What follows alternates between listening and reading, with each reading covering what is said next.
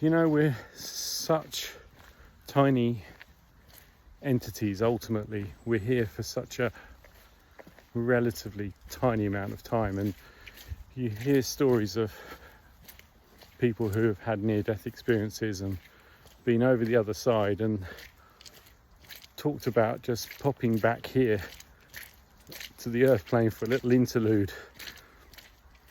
And because the vibration is so low, I guess, and everything happens so slowly here, it seems like an eternity. And we're meant to identify with our earth self, but we're really of a much greater thing. And I think that's probably where most of our problems really come from.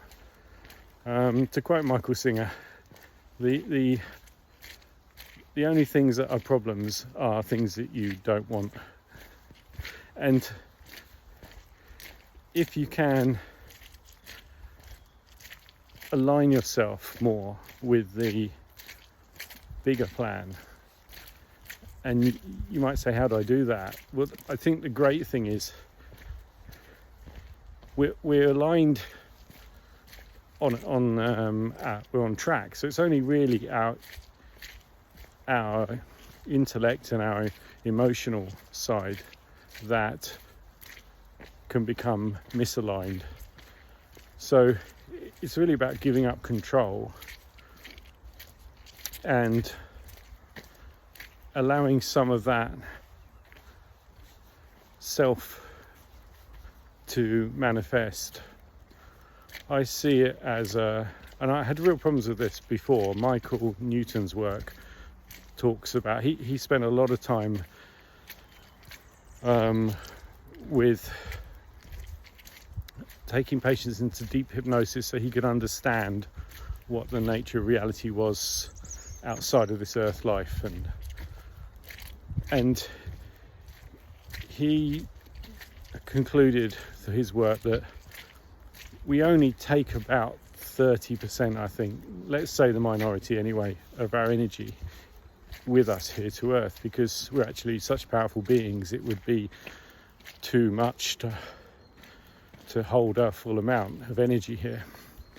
I really struggled with that because I was, as a pragmatic engineer that tends to see the world in Newtonian mechanical terms, it's like, well, how can you be in two places at once? But now I understand more clearly the nature of our reality, that rather than the spirit world and the real world, if you like, being two separate places separated by space, or they're actually overlapping and intertwining. And so it makes a lot more sense to me that we can be who we truly are is more about our soul than our physical incarnation here. Although we start here and we're only aware of here primarily.